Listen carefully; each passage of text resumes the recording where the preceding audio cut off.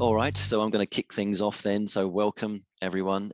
Just to introduce myself briefly, I'm Kevin, as you can see on the slide there. So I'm just helping out with the training here at the DIA and organising these webinars for you. So just to let you know, this is the first one we've done for a little while, as you probably know, but we've got a plan over the coming year to do one of these once a month. So I'll remind you again at the end, but our next one is going to be January the 18th with our colleagues at MWG Solicitors, so that any sort of legal matters and things will be covered there.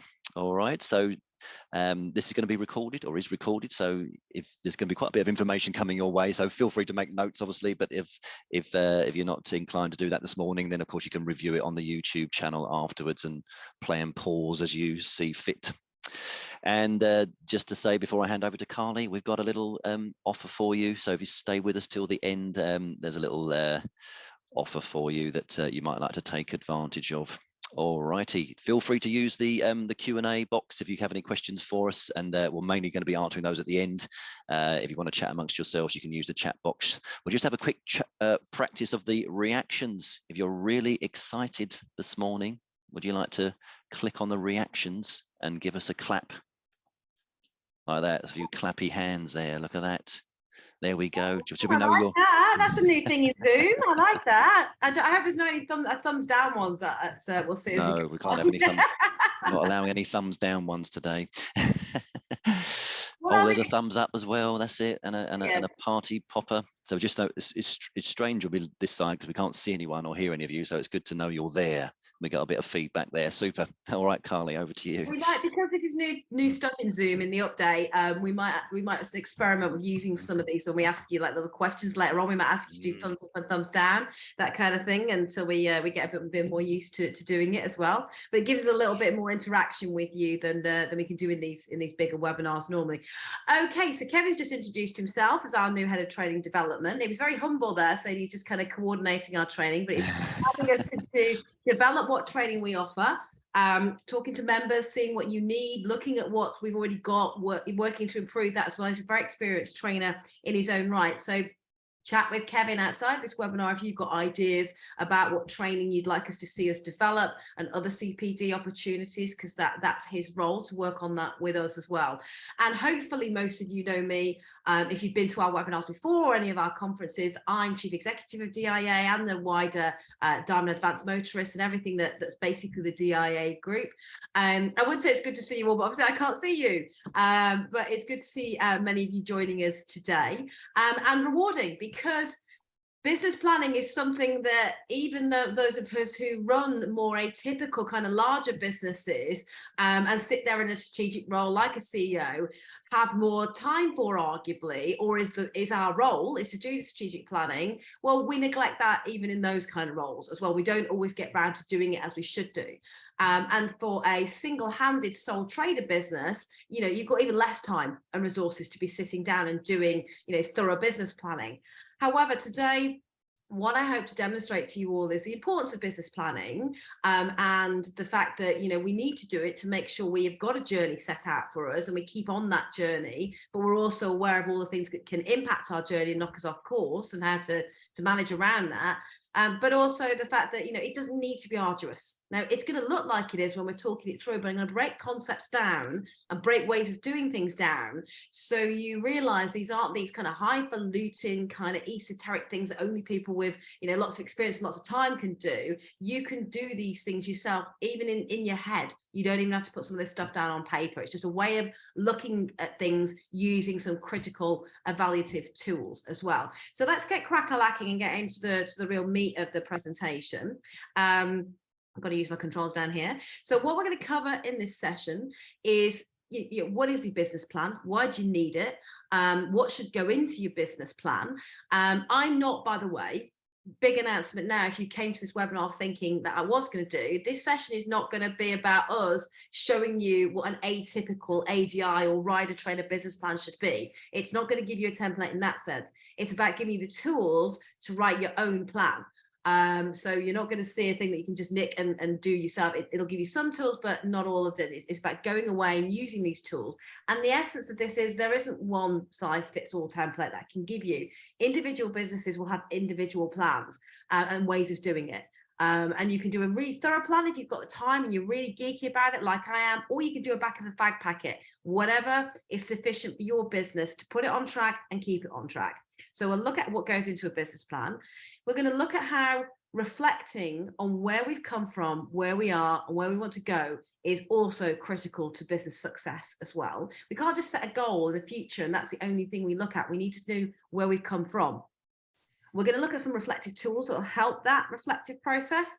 We're going to look at goal setting because that's pivotal to business planning. And then you can ask us your questions and give us your thoughts towards the end. We only say towards the end. Obviously, if you've got a massively burning question, ask it us, or you want to make a comment, ask it us. Just makes it easiest for us to manage all the questions and give you the right answers towards the end, if you don't mind doing that. So I've alluded to it already. Nice visual to put that into our heads, that your business plan is your roadmap. It's about setting out where you want to go and how you're going to get there. But importantly, as you can see on this graphic here, it's not just about the start and the end, and it's a nice kind of linear thing. It's about that the road is going to have many twists and turns. There's going to be things thrown onto the road. There's going to be road closures. There's going to be opportunities you see that might make you take a different exit than you might have already taken before. You're going to follow an alternative route. There's going to be hazards along the way. And one of the things that I see, not working just with DIA, but I work as a consultant to other businesses in different industries as well on marketing and general business planning, is that people write a nice business plan. It's all positive.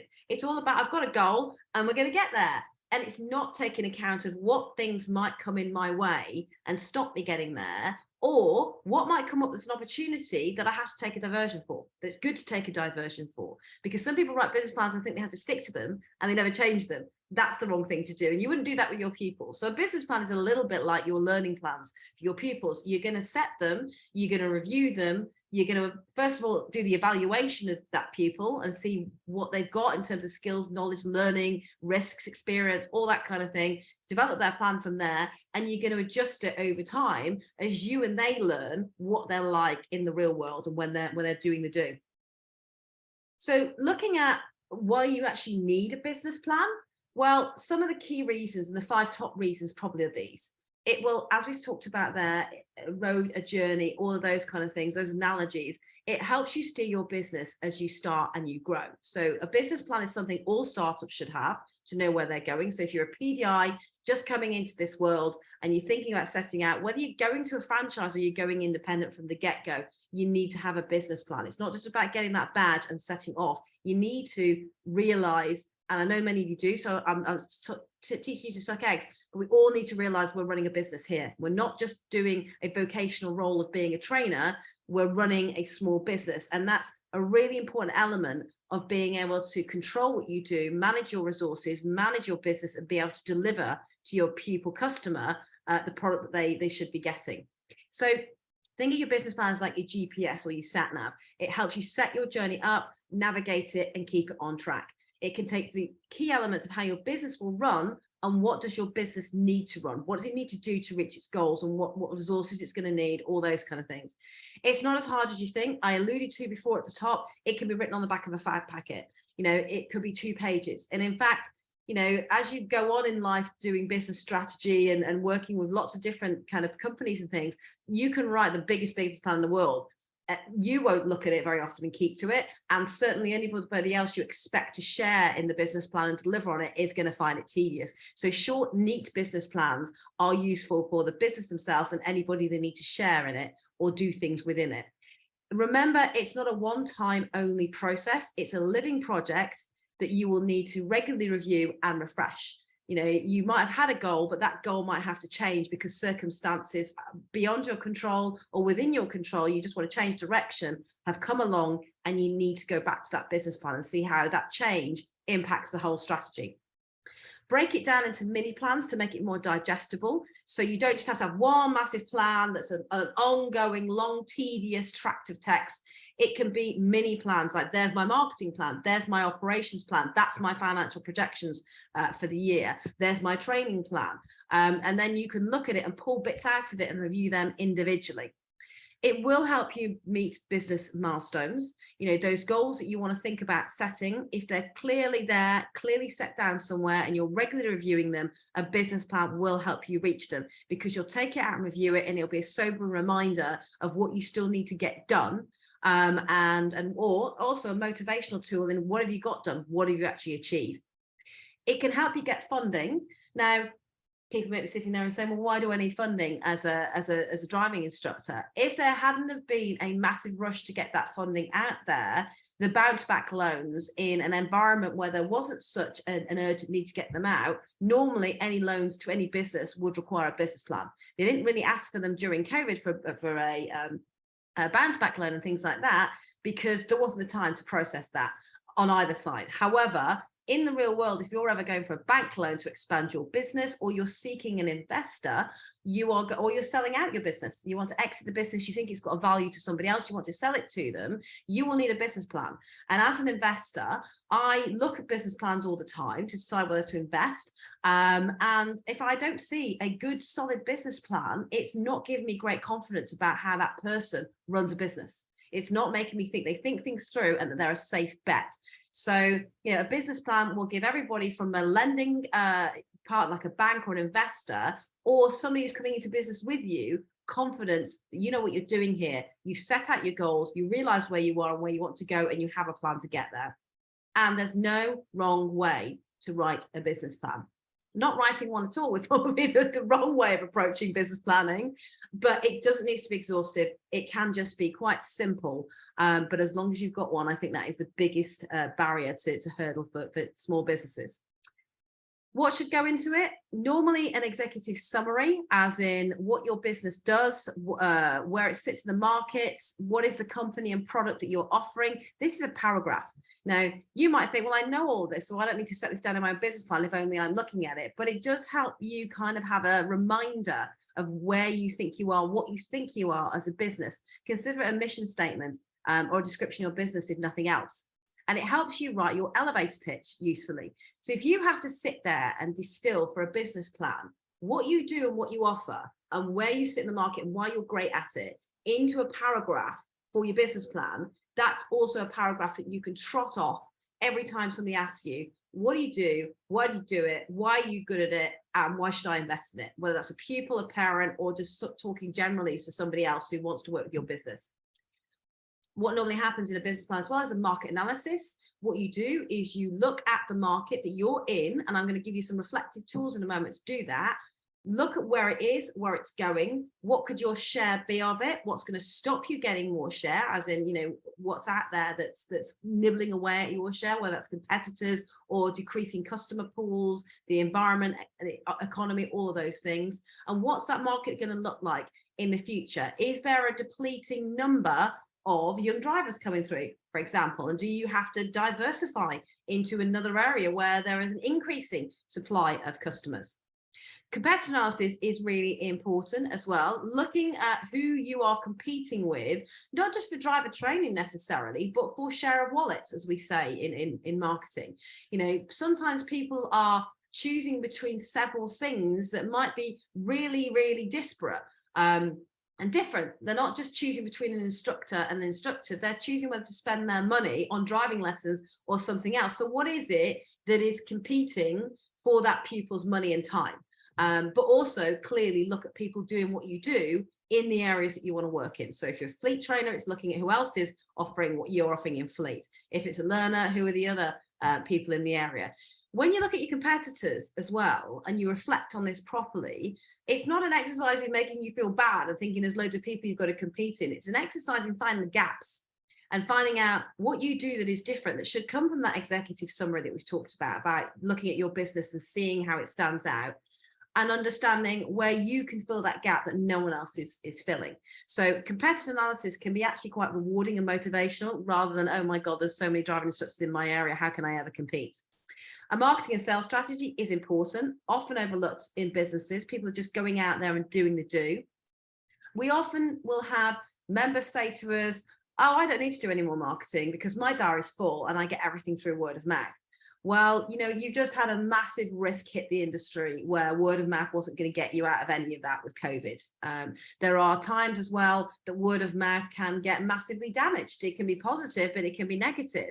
And if you've only ever relied on one form of marketing and that channel is suddenly damaged or taken away, and you don't know how to use other channels, and you've got no plan for that, you're going to find yourself seriously adrift. And I've had the same people who tell me their diary is full and they don't need to try suddenly have that happen to them, and they have been seriously adrift. They haven't been able to react quick enough to use other marketing channels or deal with that reputational issue that's damaged their word of mouth.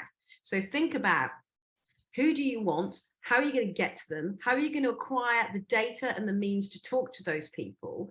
And how many channels are you going to have operating at one time? You're not just going to rely on one form of marketing. However strong that is, you're going to be stimulating other forms of channels as well. And the great thing to say is, when I started out in marketing 20 odd years ago now, there wasn't as many free tools, there wasn't as many channels, and it wasn't as easy to get data on customers. So now there's lots of things you can be doing yourself and not paying huge amounts out to marketing agencies or other people to do that as well. So it's worth spending some time on looking at the marketing sales strategy and seeing what resources you can get now and you can use. You also need to look at organization and management, particularly if you're a larger franchise. Who does what in your business? That should go into your plan as well. An organogram, an organizational chart, an allocation and delegation of tasks. Not everybody going off and doing what they want to do. If we're working on a strategy here, we need to know who exactly is doing what, and they need to be set goals for what they're doing as well. And quality assurance and all those kind of things as well, particularly if you're an accredited training provider or you're working within a licensed, regulated and accredited environment. Having quality management systems that demonstrate you have a commitment to quality and you're monitoring your quality output is important as well. And a quality management tool can be as simple as a survey of your customers, showing that you go out there and ask your customers what they think about the quality of what you do. Or it could be the dissemination of your performance data. It could be the fact that you have these reports that show that my quality output is the number of passes that I get per year and the number of major reminders that are in there. That's part of my quality assurance, and I monitor that regularly because now I have access to that data via the reports that DVSA provides. And the financial analysis is really important in any business plan to keep you on track. It is, what is my income projection? What do I need to bring in? And what are my costs? And again, when we talk in webinars about pricing and setting pricing, the baseline of that is, what do I need to earn and what are my costs? What's it going to cost me to earn that? And have I taken true account of all true costs? And do I still have, at the end of it, a level of profit that is the income that I need to keep the business going, but also pay me so I have money in my bank and for whatever I need to do in my personal life moving forward as well. So you need to look at key income, key expenditure, any forecasts for the year ahead. What are you aiming to make? But what do you think you're really going to make? And what's the gap? And how are you going to resolve that gap as well? It's all right to make money, but you need to make that profit. You need to be sustainable. I get very tired of organizations who use the term not for profit, because that's completely unsustainable. You have to make a profit. This is a private sector industry. You are supposed to be profitable. And if you don't have that margin of profit to pay yourselves, but also have contingency funds in the bank, then your business is not sustainable.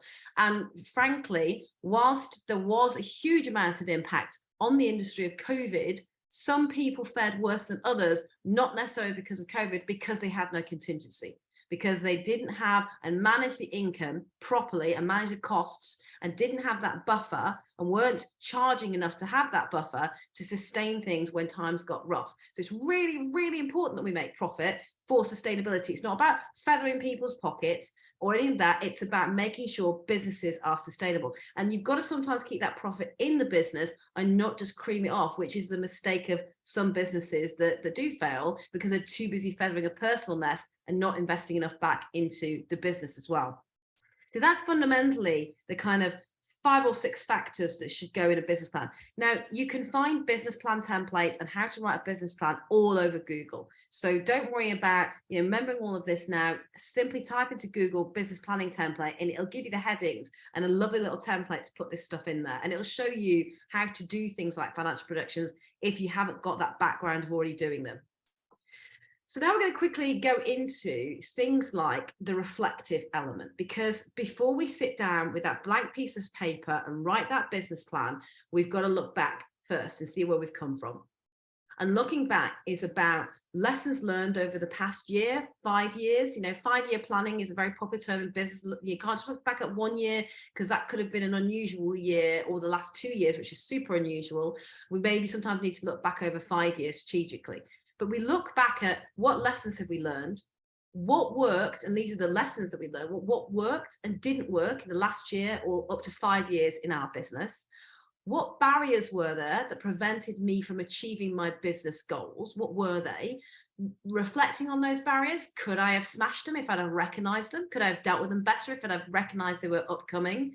Or were they insurmountable? And there's nothing I could have done about that. Or would I approach that barrier differently if I'd have thought about it beforehand? What key things helped you? So the barriers thing is the negative thing, what stopped me from achieving, but where you did achieve, what did you achieve and why? And how did you make that achievement? And can you replicate that success again and elsewhere in your business as well? Did you have a plan? Was that one of your barriers? You had no plan at all. You just, as many of us do, so it's not a criticism, we just keep doing the do. And we don't necessarily sit down and plan it properly. And that is what will have impacted all businesses during COVID, because everybody was in a massive reactionary mode and not a proactive mode. Planning is about proactivity, not necessarily reactive. There's some reactivity in it because you're reacting to what's happened before, but it's about being proactive. So did you have a plan? And was that one of the failings, if you had any failings at all?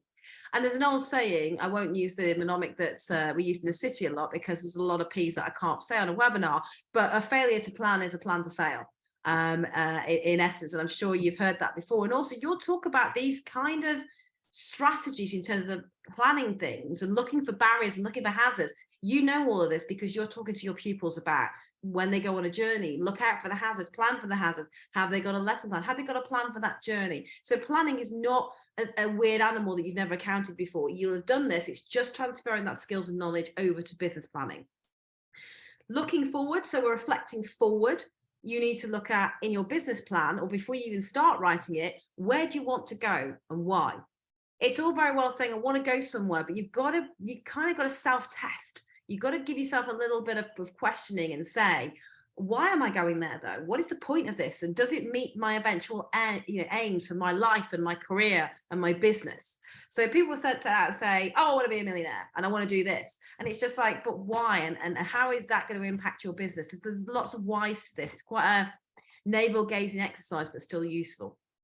What do you need to do to get there? So that is a key goal as well. You can have your goal of where you want to be, but how are you going to get there? How's the journey? Another thing is you get very positive facilitators when you do things like team away days with teams doing business planning, and they're sitting there and they're going, yeah, and where do you want to go? And why do you want to go there? And how are you going to get there? And there's also the question of, well, am I going to be able to get there? Is this business going to achieve those goals? Or is it completely unrealistic? I might have an ambition, but I might not be in the place to be able to realize that ambition. And sometimes we have to give ourselves that hard no and do something different. Again, what barriers could there be going forward? What could make it challenging or derail your plans completely? Positively though, what opportunities are there? Thinking forward, what is there coming up on the horizon that could make things great for your business and you could be in a position to get hold of? And thinking of these opportunities and realizing them will make you more aware when they do come along, and you're more able to grab them rather than miss them completely. And will you have a business plan moving forward? And is it going to be smart, which we'll look at later? Smart is a mnemonic that I think a lot of people will have already heard of, but we're just going to go through that in a bit more detail as to what that actually means in real life. So now I'm going to very quickly skim through some useful reflective tools in business planning. Now, these are 3 tools that are used very widely in strategic planning, again, for businesses that might have a few more people doing strategy and a bit more time and resource to do it. But I do think you can cleverly use them quickly once you know how they work, even just in your mind, a mind map in your mind rather than a piece of paper, or again, back of a fag packet. So we're going to look at a SWOT, which again, I believe a few of you might have already seen a SWOT before or used one. We're going to use a look at a pestle. Again, not necessarily something everybody heard of, but I'll explain it. Some of you may have heard of it before. It's not a hard concept to get once I explain it. These mnemonics make them sound like they're really complex. Actually, when you get down to the nitty gritty, it's quite common sense what's behind them. And we're going to look at something called a BCG, a Boston Portfolio Matrix as well. And again, when you look at that in its detail and what it does, it's fairly common sense. It's less complex than it actually sounds. So a SWOT is something that looks at, as the mnemonic spells out, your strengths, weaknesses, opportunities, and threats. And if you do nothing else in terms of reflective tools and critical analysis of your business, I think a SWOT is a really important one. And again, it's really simple to do. It's a 4-box quadrant with the 3 titles in there, and you actually just put down from the gut what is it you think your strengths, weaknesses, and opportunities are. Now, I've only put examples in here. Your homework is to go off and do your own SWOT for your own business, because I can't do one for everybody's business. I can if you want me to work with you in a one-on-one way in coaching, but that's a separate exercise. But you've all got individual businesses with individual characteristics, and you've also got individual goals that you're trying to achieve. So your opportunities and threats will be, and you're operating in different markets as well sometimes. So a fleet operator is going to drive a trainer is going to operate in a different market and have different threats to an ADI working with learners. You'll have some common ground, but there'll be some specific threats related to your business and opportunities. So taking a typical ADI, a strength could be of your business. You've got a good local presence, so you're well known. People know you're a go-to provider of this service, so they know who you are and they know what you do. Surprising how many businesses, people don't know what they are and they don't know what they offer. Their marketing is too complex, their message is too complex. So if you know, a good strength would be good local presence. People know who you are, know what you do.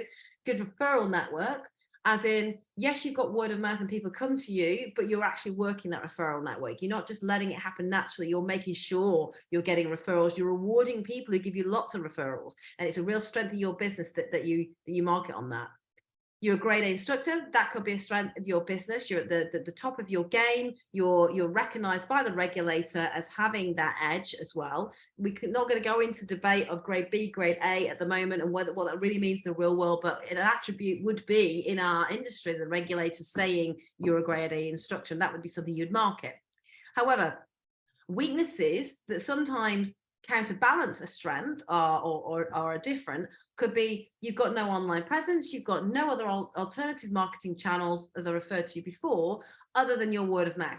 So whilst it's a strength to have a word of mouth, are you too dependent on it? And if that got taken away, i.e. the word of mouth turned from good to bad, and you need to market in a different way, or your traditional channels of referral disappeared, they moved on, how are you going to market? And are you in a position to know how to market and do that quickly if the marketing channels changed? A weakness could be that even as a grade A instructor who thinks they're at the top of their game, you've engaged in no CPD for years, and you're not moving on with how you deliver training and what you offer as a business. Customers do want more these days. They do want value add. They do want to see people have evolved what they do. Customers are also becoming more pushy and more knowledgeable. And they want to feel that the person training them and educating them and selling them an education and training product is updating their education and training. And I'm sorry, I make no apology for it. When my daughter comes up to drive training, it's not just because of my knowledge of the sector, but I would be asking about that person's investment in their own training skills, because it's the product they sell. And if that product isn't up to date and the best that it can be through training and development, why should I invest in it? Why should I value that more than the person who's doing that? So a perceived weakness could be a lack of CPD. Again, you'll add to this for your own business. So this is not prescriptive. There's opportunity. So you look at what is out there that I can grab that's going to help my business grow, or is a market that I can tap into and get more customers. So they could be an opportunity could be a tool. It could be, I'm going to expand what I offer to my pupils because I'm going to start doing webinars and online learning and theory test coaching and things that I don't do in the car with larger groups. And technology is the opportunity because it allows me to do that. And for free, I don't need to set up massive complex things, as technology's evolved to allow me to do things like free webinars and stuff, but I can charge for that, and it's new income. And it's great income because it's a low barrier of entry from a cost point of view. I can knock off lots of different people. I can have up to 20, 30 people in a webinar, and I'm not spending money on petrol. And I've not got going around multiple people doing multiple hours. I'm doing them all in one place. So the profit margin is much bigger of doing that kind of work. And it's actually technology that's given me the opportunity to do that. It could be doing online lessons is the opportunity that you're looking at. An opportunity could be in a whole marketplace. So you're sitting there thinking, hang on a minute, Fleet looks a good place to be at the moment. They seem to be charging more. There's customers with budgets rather than out of their own pocket. There's long sustained contracts that I can get into that give me revenue that I can see and that I can fix. I might want to go into Fleet. Is that an opportunity for me? So you need to look then in combination with that opportunity. Are your strengths and weaknesses things that are going to impact your ability to take hold of that opportunity? Threats could be the opposite of opportunity. At the moment, just thinking in a snapshot way, a threat to your business could be the cost of living crisis, the economic crisis. So things like, being able to afford food and heating are going to be, the considerations there are going to be a massive impact on whether I can afford what could now be perceived as non-essential driving lessons. Now, with a threat, it doesn't always have to depress you recognizing a threat. It could be that you sit there and say, okay, how do I turn that threat into something that I can make as a positive marketing point? So whilst I know that people might be choosing between heat or eat, is driving lessons something that will help them have more income by making them more mobile and employable?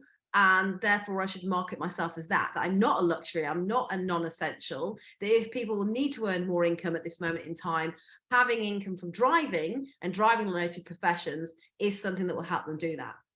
Threats in a longer term sense could be autonomous vehicles. Still not very clear from the government in all their enthusiasm for autonomous vehicles and the networks that they'll actually be on and the trials they're doing. We haven't had a lot of chat about what's going to happen about training. However much we at DIA and our governmental stakeholder group ask about this, but where's the conversation about training and licensing and how that's going to happen? So until you have the conversation, you see the government serious about that, it can feel like a threat, right? That these cars are going to be on the road that don't necessarily need a driver operator to do much, so therefore is training at risk. I don't think it is personally, but until we start having these proper public conversations about it, it seems like a threat. Standards check is clearly a threat. If it's the thing that can impact your livelihood in a heartbeat. If you fail a standards check, it's really difficult for you to think about your livelihood going forward. The other thing that is a big threat that obviously I deal with because I sit in investigations, I represent members that appeal, is complaints. They can come from nowhere and they can be things that can, again, take away our license and our ability to learn. And they're the kind of risk that people say, a little bit like a young driver, well, that's never going to happen to me, so I'm not really factoring them into my planning. They can come from nowhere and they can happen to anybody. And whether they are complaints that are not your fault or they're malicious, they're still going to have a massive impact on your business. Time out to defend yourself and go to appeal and go through investigations, the concern, the worry, the stress. So, all of these things are things you have to consider in your business planning to be realistic about how you're going to progress with it. Very quickly skirting through, because I don't want to spend too much time on this element of it, is another reflective planning tool that is related in a way to a SWOT and is very similar. It's something called a PESTLE. And PESTLE literally is just the mnemonic. It's the lettering of the actual mnemonic itself, PESTLE. And I'll explain it below. And what you're doing with a PESTLE, a SWOT generally will be more about your business looking inwards to a certain extent, outwards for threats, but the strengths and weaknesses bit is a little bit about looking inwards at you and your business. The threats and opportunities is a bit more what we call macro environmental. So you are the micro environment, your business is the micro environment, the macro environment is the market in which you're operating in, and the larger environment in which we're all living in. So PESTLE really looks more so at macro environmental factors and how they impact your business, or external factors, for want of an easier to grab phrase. So the P stands for political. What political factors are going to impact my business going forward? What are going to impact not just my business, but the industry? Because it affects the industry, it affects driver education, it's impacting a driver education business. So a political factor right now that is affecting driver training is driving examiner strikes. And it's twofold. One is the strike itself, obviously has a massive impact on the already big problem of waiting times. But also, you know, it's actually causing a little side problem, which I'm just about to write to DVSA about, see if they can do anything, because I've been tweeting and messaging media outlets. We keep hearing apparently intelligent commentators and newsreaders saying that driving instructors are going on strike when it's actually driving examiners. And I can't tell you, you can probably hear it in my voice, how annoyed I'm shouting at the TV that they keep saying driving instructors, self-employed industry, we don't have the ability to go on strike. And it will sadly have a bit of an impact to a certain extent on the industry if there's this perception that driving instructors are going on strike. So I really want DVSA to do something with it, all their media content. But I'm also tweeting, you know, media outlets like GB News and GMB and people like that. So the political absolutely impacts our world. A change of government administration and their view towards driver training and motorists will impact our world. So it's not a completely separate thing, and you don't have to worry about it. We do have to keep an eye on that political environment, how that impacts our world. Economic, clearly a massive impact on any business. We're in a recession environment, as I said before, cost of living crisis. These things, these macro environmental things impact your micro environment, what you're going to earn and what your pupils can afford to pay, so you earn. There's things like social factors that will impact driver training. Now, social can be an overnight thing that changes, but generally tends to be more about cultural change and how we do things and how we interact as society. So it could be a much slower burn impact, but nevertheless something we have to take on board. So a social change could be changes in how people travel and transport themselves around, and their views on that.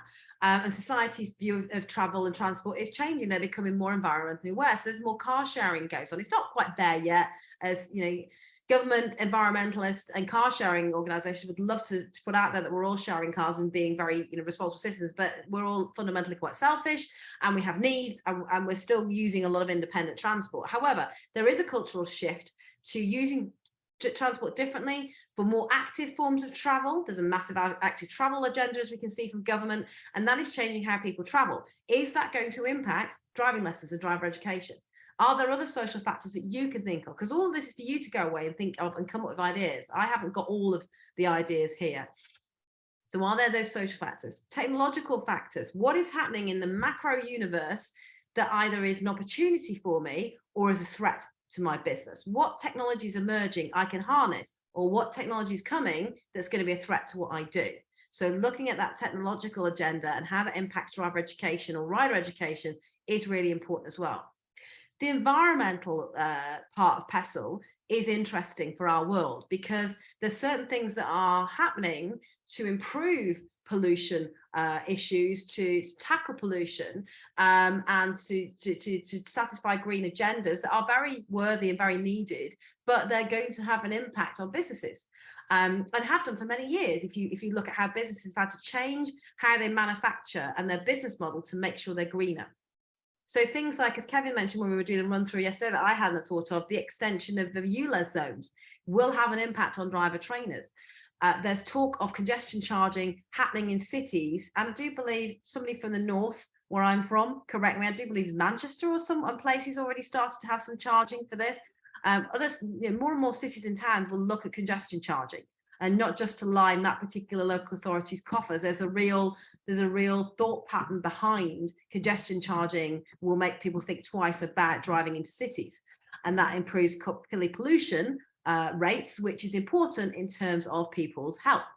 Local and national governments also have varying commitments to a green agenda. And the extreme that I would mention in terms of driver education and motorists in general is someone like Brighton, where I used to live. And I still see a lot of local residents up in arms about this, including driving instructors, that, you know, Brighton has a green council. It has an extremely green agenda. Some would say it's an anti-motorist agenda.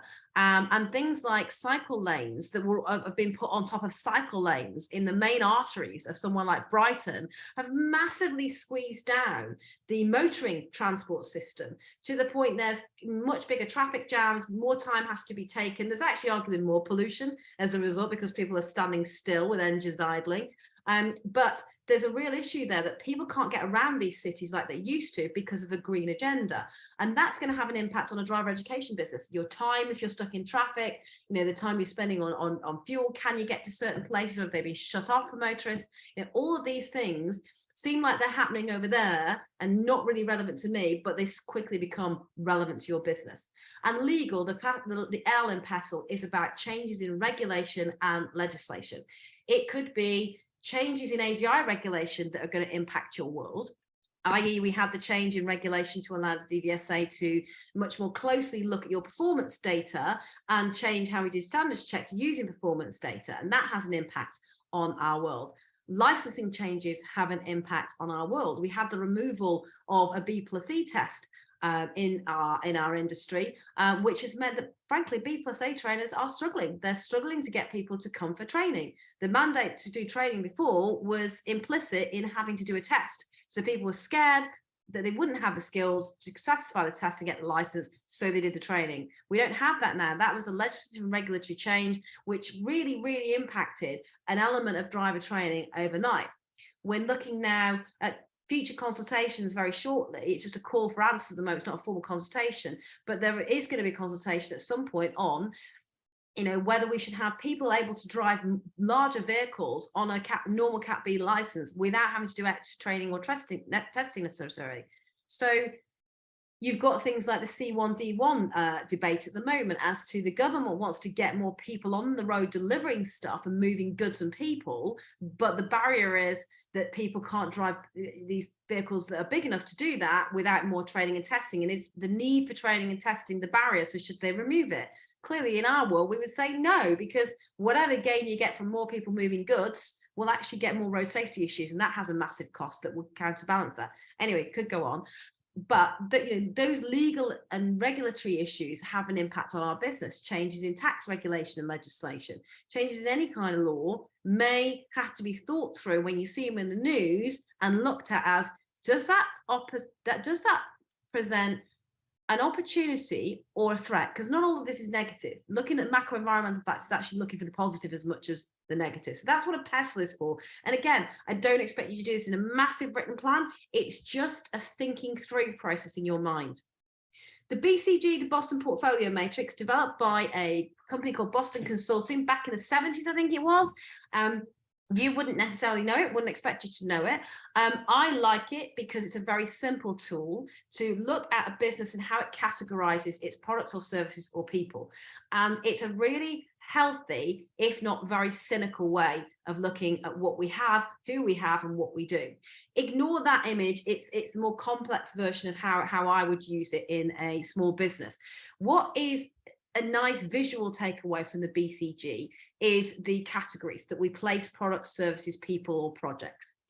And as I said, that you can apply the BCG to products, services, projects, people, whole businesses, segments of your business, markets, types of customer, everything. That's why it's a great versatile tool. So don't worry about that market growth on the vertical there, and don't worry about that relative market share. That's more complex than we want to get into here. What we're looking at is those symbols in the middle and what they mean. And this wasn't the greatest image because it doesn't actually label a symbol, so I'll take it through you now. The symbol of the cow that you can see with a dollar sign there, that is a cash cow. Now, you'll have heard this in business, you'll have heard people talk about it. And its roots really are in agriculture, when people talked about having a prize-winning herd or prize-winning cow that always was able to be milked or sold for high value for either its milk or its meat or whatever, or its breeding potential. And that's what they would call their cash cow. That is the thing in my herd that will always make money, or the part of my farm that will always bring in the income. BCG adopted that and applied it to the business world. And that applies to cash cow is your products, your customers, or your services, or even your people, if you're a bigger company with employees, who will always make you money. They require very low investment of time, resources, or money. You put them out to pasture, they keep producing, they will always make you money. They don't need too much management, they don't need too much thought, they're not a big stress.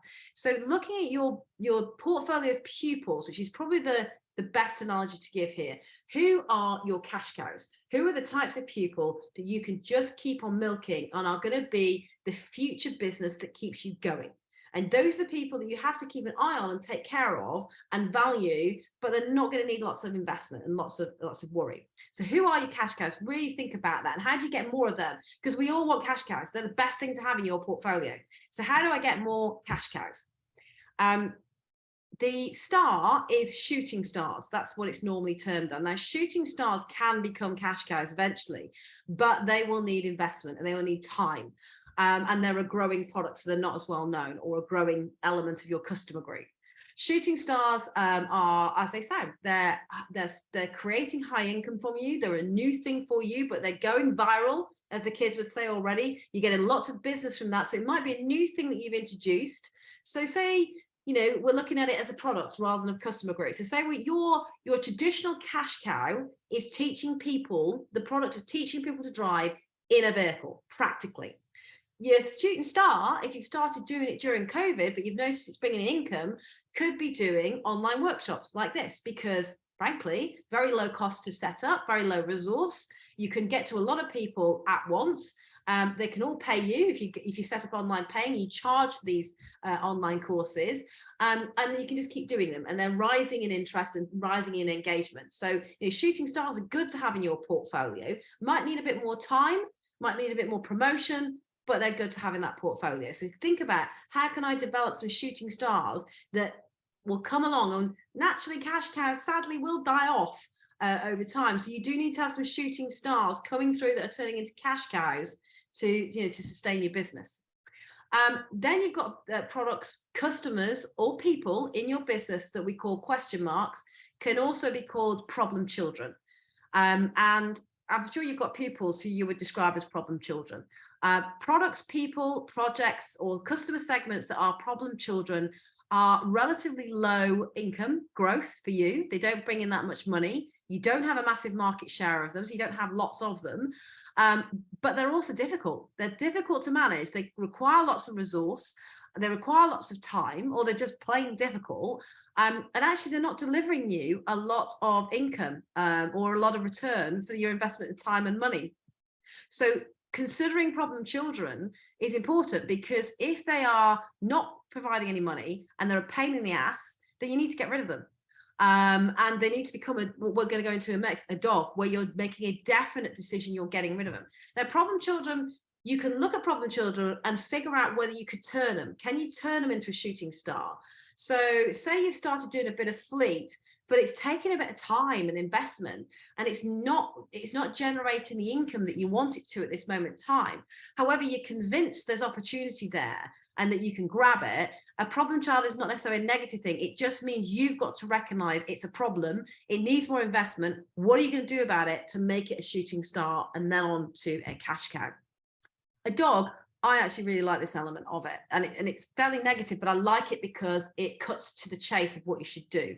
Now, a dog, it sounds terrible. I'm a dog owner, so I'm not saying it in this cruel real world terms, but a dog is a product, a service, or an element of your business that is generating little or no income at all, is massively complex to service, needs lots of resource, taking lots of time, but you really can't see any value out of it. If you're completely honest and you sit down and you look at it, and it's creating no value, no income, and takes lots of resource, you need to jettison it. You need to get rid of it. You need to shoot it, which again, cruel analogy, but that's where dog came from. It needs to be taken outside and shot, because it's a distraction. And I think you'll probably have had or encountered pupils who are like this. They are the ones that don't generate you a lot of income, or are poor payers, always forget. Can I have a loan of that? Can I have more lessons? They take a lot of time. They're difficult, and you're spending more time on them. They're never going to be your greatest yielding people. They're never going to be people who refer you on to other people. You're not getting more business out of them. They're really difficult to deal with. Sometimes you need to just get rid of those people, because they are detracting from the good pupils you've got and the time you can spend from them. They're detracting from your time. And that could be, if you're a franchisor, it could be a franchisee you've got. There's a person in your franchise that does not perform, always moaning, never productive, does some quite negative things. Get rid of them. Get them out of your franchise and don't have them there. Or decide whether they've got a saving grace and they're not a dog, they're actually a problem child. So it's making that distinction. It could be again, you know, you've tried to go into another area like fleet or whatever, but it's just not worked for you. You might have an ambition to be there, but if it's a massive problem for you to be there and you're not making any money from it, that might be your dog, and you might have to stop doing it and wholly concentrate on the type of people and type of business that you are really good at and is your cash cow. Because sometimes chasing after new shooting stars or trying to make a problem child a shooting star means you neglect your cash cow. And even though they run quite easily without you, they do need attention. So if you lose that tension, you could lose that cash cow. So that's where BCG sounds really complex, but when you break it down, I hope you realize actually it's quite a good way of thinking it. So only really think about them as the cash cows, the problem children, the dogs, and the shooting stars. Don't necessarily think about this high growth, you know, kind of relative market share stuff as well. Goal setting is, once you've gone through that very reflective navel gazing process, goal setting is where you get to, because you can't set goals unless you know where you come from, where you're going to go, and whether you can get to those places. Now, everybody in this group, even in this relatively small group, and then we extrapolate that across an entire industry, has different goals. So I can't do that goal setting for you. You have to think about your business, your risks, your opportunities, your strengths, where you want to go to get to your goal. So think about, what is your goal? Now, it could be it's going independent from being in a franchise. It could be growing what you have already. It could, so you know, you're at X number of pupils per year and X level of income, where your growth target is it growing to a certain number of pupils, certain number of hours a week, certain number of income. It could be diversifying. You're very predominant in one area, like, you know, 17-year-olds, but you want to diversify into older drivers or fleet or diverse needs. So what is that a goal that you've got for this year? Keeping the cash cow going of the young drivers, but this year you want to diversify into other areas so you don't have the risk of all your eggs being in one basket. Could be you want to develop your own franchise. We're in a very, very demand-driven market at the moment with limited supply of instructors. So, you know, there is opportunity here for you to do more, but you're stopped from doing more because you don't have enough time and people. So you need people. So developing a franchise could be something that you're looking at. Or your goal could be retirement. And you'd say, well, what do I need a business plan for retirement? I'm retiring. That's my goal. I don't need a plan to get there. Yes, you do. You need to make sure that these next few years are planned to maximize income, and to sometimes lessen the hours you work towards retirement and exit the business and have a soft landing and a nest that you feathered through making sure that you've ramped up your income generating through having a good business plan and a good strategy over these next few years. Now, the important thing to think about goals, because again, I can't set your goals for you, they're highly individual, but the one generic tool we can all use with our goals is the SMART mnemonic. And again, I think a lot of you will have already seen SMART as a mnemonic. You might even use it with pupils in terms of goal setting as well. Goals really, and again, all of these things have stood the test of time and work in lots of different industries. So SMART means that your goals would be specific. So they should be clear and specific. They should be, you know, something that people understand, including yourself. I've seen businesses write goals to themselves, and I've gone in as an outsider and I've sat there with that team, and it is clear no one really understands what that goal is and why it exists. So why is it there? So I think your world's a little bit easier than some in terms of know what your goals are, and they will be individual, but make them clear and set them down somewhere and have that as that thing you look at on the wall that you're working towards. They should be measurable. We can all pat ourselves on the back for things we've achieved, but how do we measure that we've achieved them, and how do we measure our success on the way? And are we tracking our progress to those goals as well? They've got to be attainable, right? We've got to be able to make sure there's nothing more demotivating than setting ourselves a goal that is actually, if we'd have looked at it at the time, impossible, and we were never going to achieve it. And then we go back and look at our goals in our reflective mode and we haven't achieved them. And you know, I'm a great one from hiding from my goals and hiding from my things to do list at the end of the week, because I know I've probably not achieved half things on my things to do list, and it can be demotivating. However, it can be motivating because you think, no, I'm going to sit down, I'm going to smash through these things now and make sure they're done by the end of this week. But they've got to be attainable. You can't, what we sometimes say in a very Ricky Gervais office, where we can't boil the ocean. We've got to make things that were broken down into goals we can achieve and make happen, and the people on our journey that we're taking with us need to know that we're going to attain them, particularly if you're a franchise operator. if you sit there and have these massive goals the franchisees do not think that they can attain, that's very demotivational for them as well. So that's the attainable element of it. It's got to be relevant. So you've got to be able to achieve these goals in your industry with what you have and the marketplace in which you're operating. You can't have a goal that is completely at odds with the type of customer you can get and the way and the resourcing and the products that you can offer to them as well.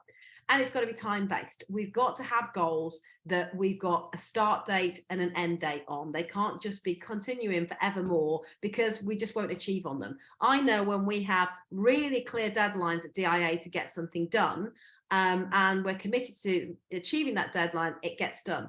I know that when we don't have any times around it and it's just, oh, it's going to be Q2 or 3 next year, it's a nice to do, we don't actually ever achieve them. They just float a lot. They float away like, you know, helium balloons into the sky. So that's where SMART is a really useful mnemonic for me, and I think for you guys as well, in terms of, you know, goal setting. Don't forget, however, just coming to the end now, if I'm exhausting you with this rush through business planning, it's going to end soon, I promise. Goals within goals. So you don't just have the headline goal, you have to break down the goals that you need to reach to meet the headline goal. And I've only done a few examples here, but say you were going to diversify into fleet. Great, that's your end goal, that's the important goal. However, what are the goals to get there? You've got to have some of those in mind. So one goal could be, well, you need to develop the customer base. You can't just say, I want to go into fleet. You've got to know who you're going to be selling your product to, how many of them there are out there, and how are you going to get to them? Contact details, size of market, you know, who they are, what is their training needs. So a goal within diversifying into fleet is looking at the market, defining the target audience, and developing a database of people in that audience. So when you're ready to market, you can go out to people in a very direct way. You also need to define the product offering. Yeah, you want to go into fleet, but what are you offering? And how is that different to anybody else? And how are you going to supply that? And how are you going to market and brand that? Because you're dealing with a different fish. Corporate customers want things presented and delivered to them in a completely different way to a 17-year-old. And their standards are different as well. So you need to define, that's a goal, defining a product offering, defining a database and a target audience to get to the bigger goal. And you can see I've put some goals there for developing a franchise. Well, to reach that goal, you'll need a goal, which is to set a, you know, kind of financial projections. What are you going to need to deliver it? What are you going to pay? What's the, you know, income for other people? What are the increased costs of increasing your model? It's not just about being able to have this opportunity. It's about what is the cost of that opportunity. And you need a structure for a franchise. So a goal is, what is the structure going to be? What is the contract going to look like? What is the recruitment strategy going to look like as well? And in going independent or setting up as a PDI straight off the bat, you're going to need things like a marketing strategy. You're going to need marketing resources, and you're going to need systems and resources in place that you would expect to have in any business to make sure that that business is run effectively. So those are all goals that you have to meet and task within your goals in that wider goal setting as well. And just remember, if you weren't already exhausted enough by the thought of doing all of this, that there is also a cycle. As we mentioned in setting a business plan at the start, you can't just write that plan once and put it away and go, well done, I've written that plan. It starts with monitoring and evaluating, the reflective bit. It goes through setting the direction, the strategy, the setting of the goals, the creating of the strategies, as in how you will get there. And the plan of action, what is the everyday to-do list to get there? And it goes back to monitoring and evaluation, and it goes around the cycle again. Because once you've monitored and evaluated how you've done on that, you're going to maybe want to alter direction. You're going to look at resetting or refreshing those goals. That will mean the strategy to reach that goal might have to be reset, and your action plan will reset, and you're back to planning again.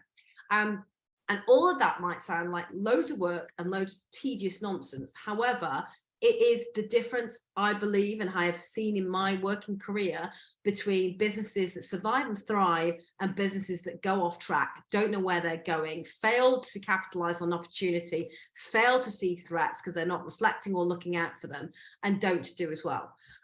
So I think, you know, it's really important we do this. You don't have to overcomplicate it. We're here at DIA to help you with that planning process. We can offer some coaching. We can offer some more in-depth workshops where people want them. There's huge amounts of templates online that you can use to do this. You can chat and meet as colleagues and talk about and share these ideas. Even if you're competitors, there's some common ground you can share. But I think it's a really worthwhile process to invest some time in. Otherwise, I wouldn't waste your time talking about it and going as in-depth as we've done today. Right. Kevin, I know you're clearly watching the clock and we're running madly over, as you'll experience I always do in every webinar we have had. Let's go to some questions. Brilliant, thank you. There was one that came through from Graham, so I'll just pose that one to you. If I can just open it up here. Has there been any updates about the possible C1 and D1 licensing changes? Not at the moment. They're still in the, I think they might have closed it. So basically that isn't a full consultation, a full formal consultation, which normally signals they pretty much want to do what they want to do, and they're just looking for either validation or some massive risk they hadn't thought of that might make them rethink it. So we're at the stage now which is called call for answers, which is asking stakeholders, what would you think if we did this? We're not committed to it, we just want to know if it's a possible route, and we want to show we've talked to you guys. And I think that might have closed out or about to be closing as a formal process. So I'll get an update on that next time I speak to DFT, or I'll check with my colleagues there. So various stakeholders have been asked to respond to that, including you as ADIs. And I think we put a survey out about it, which we're using the data from for our formal response as well. So as soon as we have any update on that, I will share that with you all. Okay, brilliant, thank you. And then there was just one more that's just popped through from Wayne. Do you have any preferred templates for the business planning? Any ones you recommend?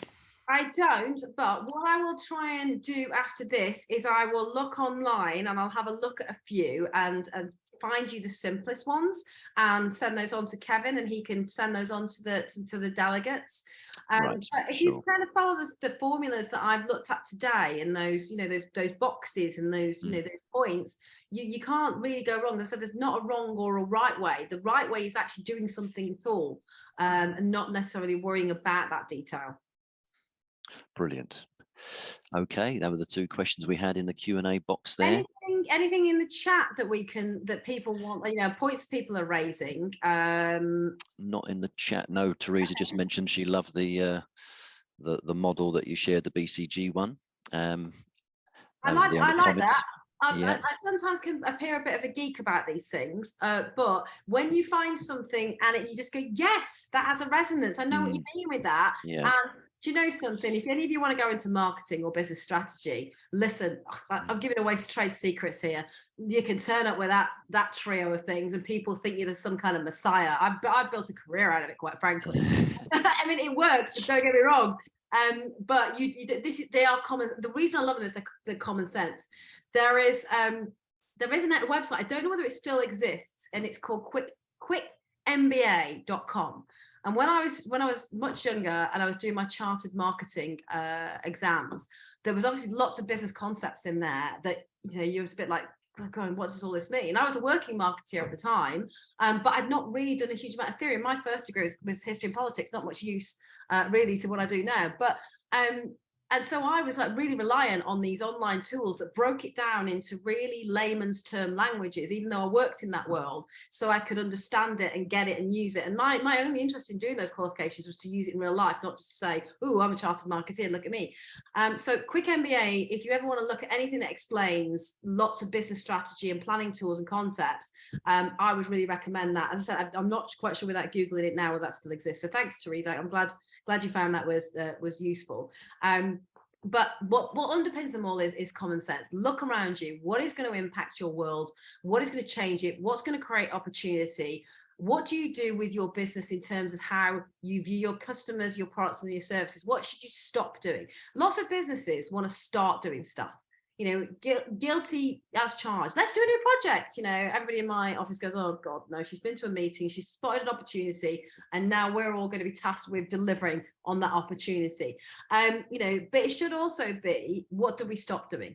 And we often have that conversation internally at DIA. Not anything that impacts membership. It's actually trying to stop and take out processes that are unwieldy and cost us a lot of time and take our attention away from what we should. And there's no real reason for those processes, so why do we do them? So this is about reflecting on what you could do, but also what you should not do. as well. So I hope some of this has been useful. As I hope you're getting to a point at the time of year that you can sit down and reflect on your business, and you can think about what you're going to do next year, and be a bit more strategic about how you approach it, and learn how to say no to some things and get rid of them, as much as say be in a place where you can say yes to some things and take advantage of those opportunities. Brilliant. Yeah. I'm mindful of the time, but there's just another one that's come through there from Christopher. Are there any resources we would recommend to learn how to host webinars and online classes? So perhaps that's another one that we could take a look at and forward on. Yeah, but I think, Kevin, as a takeaway for us, I think we used to do a presentation skills course, and there's an element of that's integrated into the Driving Examiner Diamond course, and other things as well. I'll make a note of that. Yeah, maybe we should dust off the presentation skills course and roll it into a new course, which is about presenting in general and delivering classroom training, and what are the tools that people can use, like online tools, webinars, and how do they use them? Because there's a commonality with a lot of these tools. Zoom, Teams, I use them in my daily work. I'm using several different platforms, Skype, Google. They've all got a commonality. So once you get that, you get, it's not so much the tool itself, it's how you use it and maximize it and what you do in that time. Time planning could be one of my takeaways of a learning goal, because I never seem to stick to time at all. But there's other things that, you know, we could share as experience and expertise in terms of doing classroom learning, because in a way I welcomed what COVID brought to us as an industry as a learning point. I don't welcome what the impact it had on us financially. However, a lot of instructors, when we used to talk, and we've been talking for years about doing online learning and how achievable it is even for a small driving school. We've talked about doing online webinars and online training courses and focus groups and stuff like that. And we've often been met with, I haven't got time for that. How would I do that? Why would I do that? All my training is in the car. I don't need to do it. COVID showed us differently, that you suddenly were stopped from doing it. So many of you had to do it. Some wanted to do it and we're doing it already, but a lot of people were resistant. COVID meant a lot of people had to turn to e-learning, and there was this massive uptick in e-learning across industries, and we all had to learn really quickly. And I think that was a massive opportunity and a benefit, if there is a benefit of a global pandemic. And I think it's now about not putting that away and saying, like a face mask, I'm done with that now, I don't need it. No, take what you learned there, carry on doing it. It's a value add for your pupils. It's an extra service and extra benefit. I think you should charge for it, by the way, or you could choose to use it as that value add to retain people and justify everything else that you do and keep them with you. But it's also a marketing asset. My instructor, for example, I'm a 17-year-old, I have weekly online learning lessons to provide me with my theory test planning, or go over stuff that we haven't got time to go in the car. And I work in a group, and I like that working in a group situation. The girl she's talking to, well, my instructor doesn't do that. I wonder why they don't do that. And I'd like to do that. Well, you'll have to come to my instructor to get it. So it's a good way of, you know, marketing what you do as well. So yeah, let's look at whether we can put something together that's like, you know, kind of common sense approaches and how-tos. Yes, that might. There's just, I'm just thinking off the top of my head, that could even be a potential topic for a webinar. How to do something online. Should we just those last couple of slides, Carly, and then we can let people go? I think there was that code on there that people could. Questions. We've done that bit. Just Gordon, we will be sending the recording, Gordon. It gets edited and then sent out to you. Not edited in a bad way, just shortened so it's more digestible. So any questions we've done, if you want to learn more about any topic in the world of driver training and develop your CPD, you can go to the DIA Academy. You can see there in turquoise, diaacademy.co.uk. We're just looking at our courses for the next year. We're just rejigging the diploma to relaunch that next year. So there's lots going on, from free webinars like this. So anything that we've done as a live webinar previously is recorded. So you can go back to our back catalogue and watch me and various other people waffling through a rich variety of topics. You'll also find short courses on there. Some are what we call virtual classroom, where unlike this, we'll be able to see you. You can interact with us. So we might do this course as a virtual classroom so people can interact a bit more with that, and some whiteboard stuff. And there's longer courses like the diploma that you'll be able to access in the future online as well. Plus, we advertise all of our physical courses that we're actually offering in classrooms, either at our Crawley headquarters, or eventually next year we'll go on the road with a few courses as well. If you want help with your training and CPD, you want a bit of mentoring and coaching, you can always talk to the DIA Help Desk team. That's a service we offer. Or you have a query or anything you need to know about your professional career, you're having a problem, anything to do with your business, you can first of all email support@driving.org, and that gets shared out between the team according to our expertise, for us to call you back, have a chat with you, develop whatever we need to develop with you, service you however we service you. So don't forget, the help desk can be used to help you develop as well as help you in an emergency or with any issues with the regulator. And the useful offer that we were talking about at the start of the session, helping you keep on track. Well, a DIA diary is obviously a very useful tool in your planning. Yes. I remember the DIA diary offer. That's got to be worth a reaction. Clap of hands there. Oh, come on. The only sales pitch I'll give in this session, other than to those who aren't members, then obviously a big pitch would be to become a member and benefit from more of our expertise on a daily basis. DIA diaries are available to buy now, and they are half price if you use that code. So I know that we all use a lot of online tools now. However, I still use paper-based stuff as well. And it's useful with all that online traffic that we have every day to have something in our hand that we can grab, particularly when technology lets us down as well. So I think the DIA diary is still relevant and still a good buy, especially if you're going to get it at half price. So get yours now. Or ask a loved one to buy you one for Christmas using our code. Teresa said she's got one already. Oh no, Teresa. You could sell it. Sell it for twice as much. She's pet today is Teresa. Brilliant. Yeah, well, thank you everyone for taking part in your kind feedback there. Just to let you know, as we close off, then that we'll be doing this on a regular basis. The Wednesday webinar, funnily enough, on a Wednesday at 11 o'clock. Wednesday webinar. I like Wednesday webinar on a Wednesday. Yeah. So the next one, to remind you, which I mentioned at the beginning again, was January the 18th, but we'll be sending out adverts nearer the time. Brilliant. So look back at the recording if you wanted to redigest some of that lovely information. Just to lead to Gordon's last question, Gordon, if you're feeling like that, and anybody who's feeling like that, or just wants a business boost, until we actually set up our proper business coaching program again and our courses, I am very happy if people want to email me and talk to me individually. So if you want to email Carly Brookfield, all one word, @driving.org, and you want to just have a little chat, we'll make a time on the phone or on Zoom where we can chat about these things. Now, yes, my diary is pretty full, but I'll always find time, because I not only feel this is an important benefit to our members, particularly with the expertise we've got in-house to be able to help you, but I'm really passionate about it, and I get very excited about helping people develop their businesses. So never hesitate to ask and be honest about that, like Gordon has. So do give us a touch. All that remains for me to say though is thank you very much to Kevin.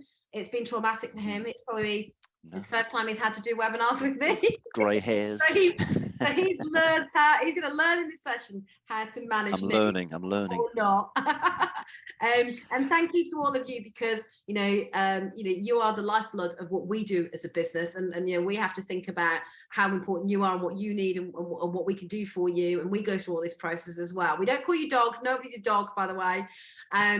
So thank you. Come to this webinar, and also at the end of the year, a personal thank you from me and all of my team for all the support that you show us. I know we're a support organisation, but we are nothing if we do not have our members and their support as well. So thank you. Have a brilliant Christmas, and I'll hope to be working with you in the new year to make sure you have a prosperous new year as well. Thank you, everyone. See you at the next one. Bye.